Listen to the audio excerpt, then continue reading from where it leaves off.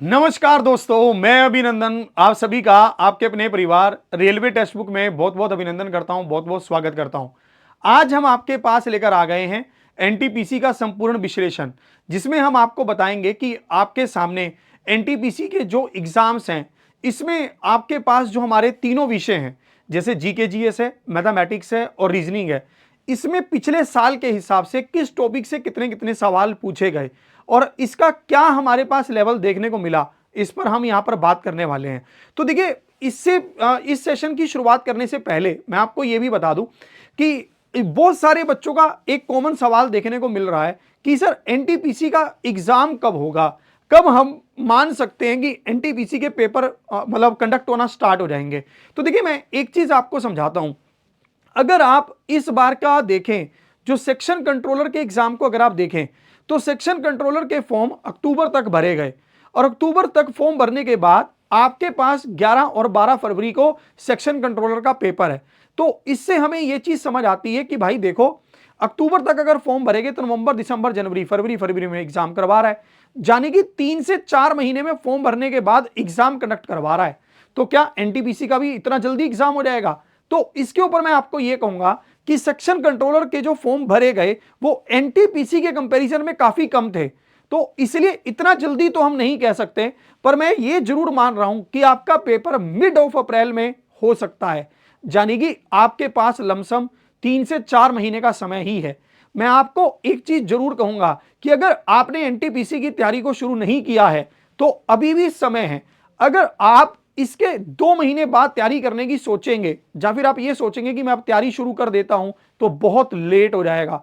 तो इसलिए मैं आपको ये जरूर कहूंगा कि अगर आपने अभी तक एनटीपीसी की तैयारी को शुरू नहीं किया है, आप सिर्फ सोच रहे हैं कि कर लेंगे, तो ये सबसे सही समय है अपनी तैयारी की शुरुआत करने का और अपने आप में कुछ बनकर इस साल 2026 में सिलेक्शन लेकर दिखाने का, क्योंकि नया साल भी है, नया प्रण है, नए हौसले हैं। चलिए शुरुआत करते हैं सेशन की।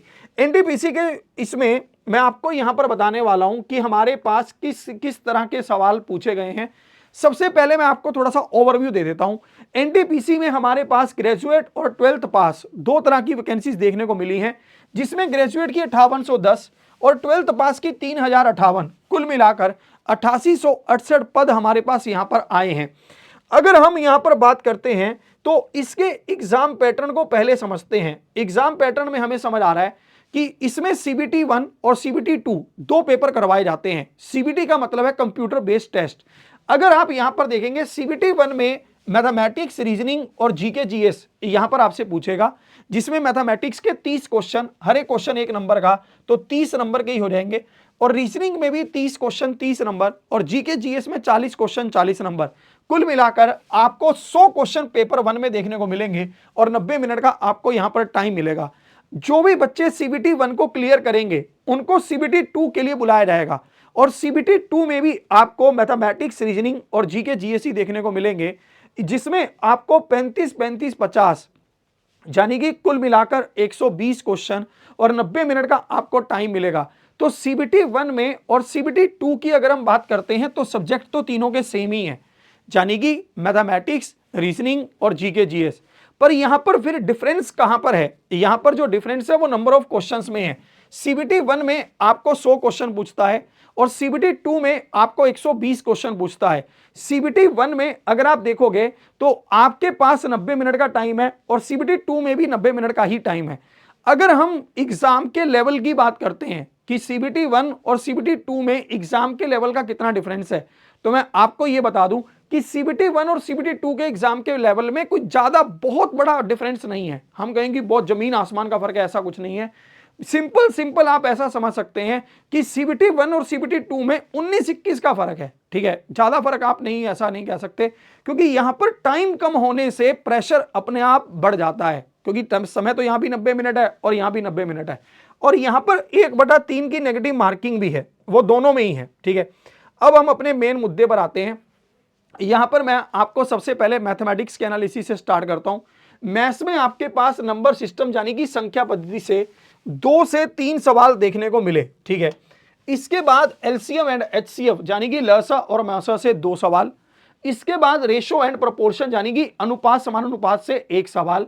परसेंटेज से आपको 2 क्वेश्चन, एसआई और सीआई इससे आपको 2 से 3 सवाल, टाइम एंड वर्क यानी कि समय और कार्य से 2 सवाल, स्पीड टाइम एंड डिस्टेंस यानी कि समय दूरी ट्रेन नाव 2 से 3 सवाल, प्रॉफिट एंड लॉस और डिस्काउंट यहां भी 2 से 3 सवाल, ज्योमेट्री यानी कि ज्यामिति से आपको 2 से 3 सवाल, 2D एंड 3D दोनों को मिलाकर 2 से 3 सवाल, trigonometry and height and distance से आपको 1 क्वेश्चन, स्टैटिस्टिक्स से आपको 2 क्वेश्चन, एलजेब्रा से 1 क्वेश्चन और सिंप्लीफिकेशन से भी आपको 2 से 3 क्वेश्चन। ये कुल मिलाकर आपके पास मैथमेटिक्स का पूरा ब्यौरा है।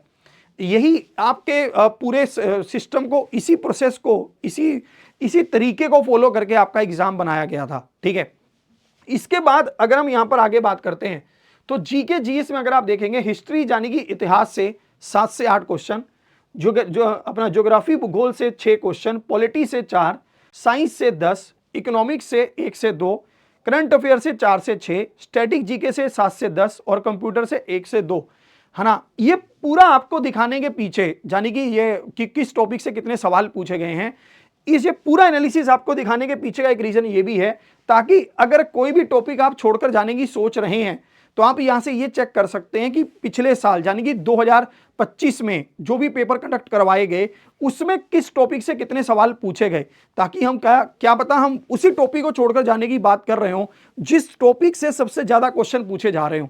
जैसे कि आपको यहां पर दिखा रहा है डिसीजन मेकिंग से 1 से 2 क्वेश्चन, कोडिंग डिकोडिंग 3 से 4, पजल से 3, एनालॉजी से 2, ऑर्डर एंड रैंक से 2 से 3, ये रीजनिंग का है सब, अल्फाबेटिकल सीरीज से 2 से 3, ब्लड रिलेशन से 1 से 3 और लॉजिकल अरेंजमेंट ऑफ वर्ड से 3, डिस्टेंस एंड डायरेक्शन से 2 से 3, विन डायग्राम से 3 से 4, नंबर सीरीज से 2, स्टेटमेंट एंड कंक्लूजन से 2, मैथमेटिकल ऑपरेशन से 1 से 2, है ना। और इसी तरह से सीटिंग अरेंजमेंट के क्वेश्चंस भी देखने को मिले थे। ठीक है, तो सीटिंग अरेंजमेंट्स के क्वेश्चंस भी यहां पर आप ऐड कर लीजिएगा, उस टॉपिक को आपको छोड़कर नहीं जाना है। देखिए अब हम यहां पर यह भी समझ गए हैं कि कौन से टॉपिक से कितने कितने सवाल पूछे गए। अब मुद्दा यह आता है कि हम इसकी तैयारी कहां से करें। अगर आप स्क्रीनशॉट लेना चाहते हैं तो स्क्रीनशॉट ले सकते हैं, ये पूरे मैथ्स का आपके पास ब्यौरा है, आप इसका स्क्रीनशॉट ले सकते हैं। ये पूरा जीके जीएस का आपके पास है। इसके बाद ये आपके पास यहां पर रीजनिंग का पूरा ब्यौरा है, इसका आप स्क्रीनशॉट लेकर अपने सिलेबस को इसके अकॉर्डिंग भी कंप्लीट कर सकते हैं। ये सब की तैयारी हम आपको हमारे रेलवे टेक्स्ट बुक चैनल पर भी करवा रहे हैं। अगर आपने चैनल को अभी तक सब्सक्राइब नहीं किया है तो सब्सक्राइब जरूर कर लीजिए। मैं आपको यहां पर बताता हूं, मैथमेटिक्स की हम आपकी क्लास डेली शाम को 7 बजे रेलवे टेक्स्ट बुक पर ही चला रहे हैं। अगर आप इस क्लास को मिस कर रहे हैं तो आज ही चैनल को सब्सक्राइब कर लीजिए। इसमें मैं आपको 30 क्वेश्चन लेकर आता हूं, जिसमें से 25 क्वेश्चन मैं आपको क्लास में डिस्कस करता हूं और उसके बाद 5 क्वेश्चन आपको होमवर्क के लिए दे देता हूं। ये क्लास डेली शाम को 7 बजे आपके सामने मैं लेकर आता हूं, तो इस क्लास को मिस मत करिए किसी भी हालत में, है ना। डेली शाम को 7 बजे लाइव जुड़ने की पूरी कोशिश करिए, क्योंकि जो बच्चे लाइव जुड़ते हैं, जब आप लाइव जुड़कर कमेंट करते हो, जब आप हमारे साथ मिलकर बातें करते हो और पूरे क्वेश्चंस का खुद से जवाब देते हो और कोई भी चीज नहीं समझ आती तो आप पूछते हो, तो उसी से आप में सुधार आता है, उसी से आप में इंप्रूवमेंट आता है।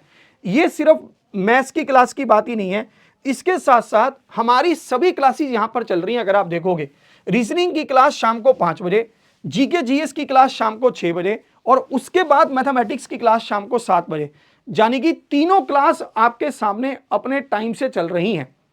तो अगर आपको सिलेक्शन लेना है तो सिर्फ अकेले मैथ से तो काम नहीं चलेगा, तीनों के तीनों क्लासेस आपको यहां पर लेनी पड़ेंगी। यहां पर विनय सर आपको पढ़ा रहे हैं रीजनिंग शाम को 5 बजे, 6 बजे आपको जीके जीएस साहिल सर और उसके बाद मैं आपको मैथमेटिक्स शाम को 7 बजे। मैं आपको एक चीज जरूर कहूंगा कि अगर आपने अभी तक ये सोचा है कि यार देखता हूं, मैं तो कहीं और से पढ़ रहा हूं, है ना, तो मैं आपको ये जरूर रिक्वेस्ट ही करूंगा कि एक बार आप शाम को 7 बजे हमारे साथ लाइव जुड़कर देखिए, है ना, आपको मजा आ जाएगा। आप हमें 5 दिन का समय दीजिए, मंडे से अगर आप लाइव आ जाएं और 5 दिन आप मुझे अपना समय दें तो आपको खुद समझ आ जाएगा कि एग्जाम टफ नहीं है, मैथमेटिक्स टफ नहीं है। हम जो समझ रहे थे, जिस तरीके से हमें करना है, हमें उसको चेंज करने की जरूरत है। तो मैं आपको यही कहूंगा, आपको मैथमेटिक्स बिल्कुल रियल लाइफ से जोड़कर मैं पढ़ना सिखा दूंगा कि करते कैसे हैं। और हाँ, सबसे इंपॉर्टेंट बात, चैनल को सब्सक्राइब जरूर कर लीजिए क्योंकि जो भी इंपॉर्टेंट अपडेट्स होते हैं, जो भी नोटिस आते हैं, किसी भी तरह का नोटिफिकेशन आता है, सबसे पहले हम आपको उसकी पूरी जानकारी देते हैं। टीम एबीएस आपके साथ जुड़ चुकी है, तो चैनल को सब्सक्राइब करके डेली शाम को 5 बजे अपना रीजनिंग, 6 बजे आपकी जीके जीएस और 7 बजे मैथमेटिक्स की क्लास को लेना मत भूलिए। मैंने आपके लिए अन्य वीडियोस भी लेकर आऊंगा, सब्सक्राइब जरूर कर लीजिएगा। जय हिंद, जय भारत।